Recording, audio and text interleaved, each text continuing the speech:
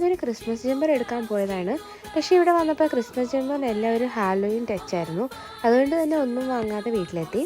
എളുപ്പത്തിലൊരു ഡെസേർട്ടാണ് നമ്മൾ ഉണ്ടാക്കുന്നത്. അതിനായിട്ട് നമുക്ക് വേണ്ടത് ബ്രെഡാണ്. അതിൻ്റെ സൈഡെല്ലാം ഒന്ന് കട്ട് ചെയ്തതിന് ശേഷം നമ്മൾ ബട്ടറിലിട്ട് ഇതൊന്ന് മുരിച്ചെടുക്കുന്നുണ്ട്.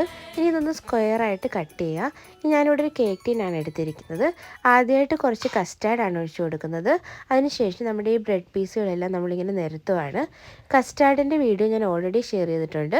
നിങ്ങൾക്ക് ഏത് കസ്റ്റാർഡ് വേണമെങ്കിലും യൂസ് ചെയ്യാം. ഞാനിവിടെ കുറച്ച് ചോക്ലേറ്റ് കസ്റ്റാർഡും യൂസ് ചെയ്യുന്നുണ്ട്.